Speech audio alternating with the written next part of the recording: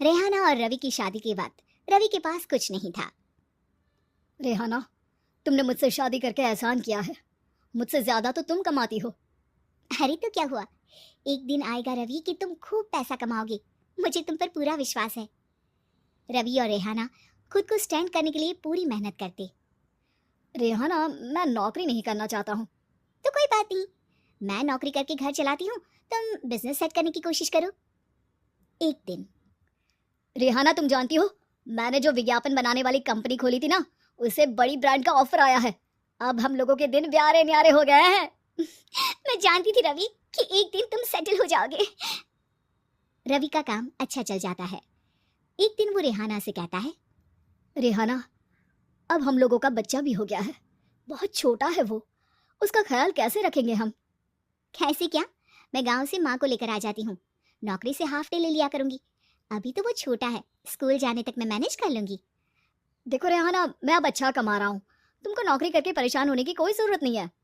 अरे कैसी बात कर रहे हैं, मैं अपनी लगी लगाई नौकरी कैसे छोड़ दूं? और मैंने तो सुना है हम लोगों को कुछ ही महीनों में सरकारी नौकरी मिल जाएगी। सरकारी नौकरी में कितना कमा लोगी? उतने में तो मैं ड्राइवर रख लूंगा। रेहाना को रवि की बात का थोड़ा बुरा तो लगता है। कम से कम मेरी नौकरी की इतनी बेइज्जती मत करो। भूल गए, इसी नौकरी की बदौलत तुमने अपना बिजनेस खड़ा किया है। अरे वो तो मैं किसी के भरोसे भी कर लेता। देखो, अपने बच्चे को संभालो, घर का काम करो। अब बाहर जाती तुम अच्छी नहीं लगती हो। रेहाना रवि के कहने पर नौकरी तो छोड़ देती है, लेकिन अब बड़े से घर में उसकी कीमत किसी नौकर से कम नहीं होती। एक दिन रवि का दोस्त आता है। भाभी, हम लोग तो आपको तब से जानते हैं जब से आप लोग शादी होकर इस शहर में आए थे। आपकी बदौलत ही सारा बिजनेस खड़ा हुआ है। ये किस्मत तो आप ही की है भाभी। हाँ हाँ भाई, हमारी मेहनत तो कुछ है ही नहीं। अरे होगी, लेकिन भाभी की किस्मत के आगे कुछ नहीं। दोस्त वहां से चला जाता है, लेकिन रवि का गुस्सा सातवें आसमान में होता है। देखा कैसे बोल रहा था? अरे बिल्कुल अच्छा आदमी नहीं है ये।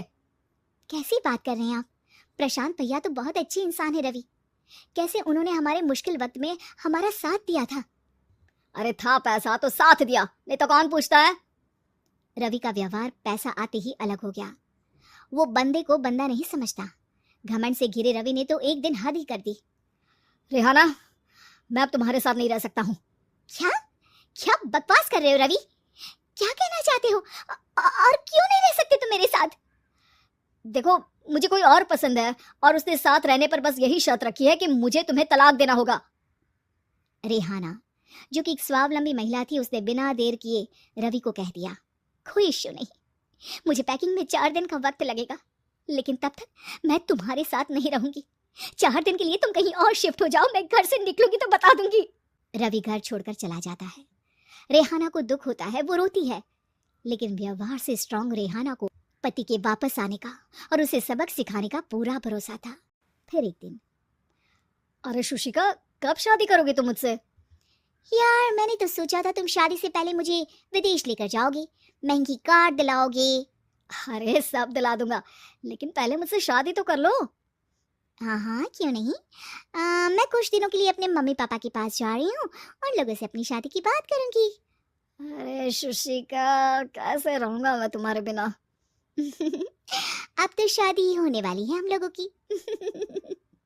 शुशिका रवि को छोड़कर चली जाती है।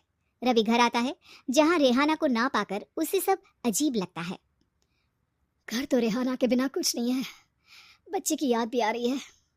चलो एक वीडियो कॉल कर लेता हूँ। रवि रेहाना को वीडियो कॉल करता है, लेकिन रेहाना फोन नहीं उठाती। रात को सोते वक्त मन कर रहा है मुन्ने को गले लगा लूं।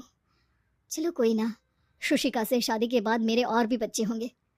अगले दिन रवि ऑफिस जाता है, जहां टीना खड़ी होती है। सर, आपने अपने नए ऐड के लिए मॉडल की रिक्वायरमेंट डाली थी ना, मैं उसी के लिए आई हूँ।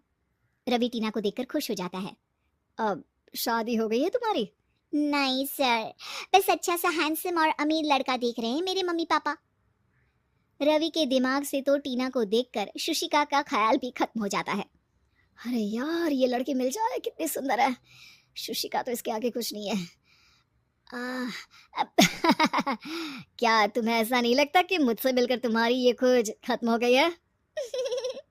आप ना, आप तो 2 बच्चों की पापा लग रहे हैं। अरे नहीं नहीं, मेरी शादी तो हुई थी, लेकिन बीवी को किसी और से प्यार था, मुझे छोड़कर चली गई। खैर, टीना की दोस्ती रवि से हो जाती है, लेकिन 1 महीने बाद शुशिका रवि के पास वापस आती है। मेरे मम्मी पापा तुमसे मिलना चाहते हैं, लेकिन उन लोगों को ये मत बताना कि तुम पहले से शादीशुदा हो, और हाँ, शादी से पहले अपनी सारी प्रॉपर्टी तुमको मेरे नाम करनी होगी। अरे पागल, अब मैं तुमसे शादी ही नहीं करना चाहता। भला ऐसी लालची औरत से कौन शादी करेगा? तभी वहां टीना आ जाती है। रवि, ये पागल सी औरत कौन है? देखो, तुमने ही कह दिया ना पागल, तो पागल ही है। पता नहीं कौन है, कह रही है शादी कर लो, लेकिन शादी से पहले अपनी सारी प्रॉपर्टी मेरे नाम कर दो। बोल तो सही रही है। वैसे तुम जानती हो, मेरी एक सहेली है, उसके पति ने उसे पैसा आते ही छोड़ दिया, जबकि उसको खड़ा करने वाली ही मेरी सहेली थी। और मुझे भी भरोसा नहीं है। अगर मैं भी तुमसे शादी करूंगी तो तभी जब तुम मेरे नाम अपनी सारी प्रॉपर्टी कर दोगे। अरे हाँ हाँ, क्यों नहीं, बिल्कुल कर दूंगा। रवि और टीना की शादी की तारीख तय हो जाती है। वो अपनी सारी प्रॉपर्टी के कागज लेकर शादी वाली जगह पर पहुंचता है, लेकिन वहां टीना आती नहीं। रवि टीना को मैसेज करता है, कहाँ हो? सॉरी, मैं तुमसे शादी नहीं कर सकती, मुझे तुमसे भी ज्यादा पैसे वाला मिल गया। रवि को गुस्सा आ जाता है।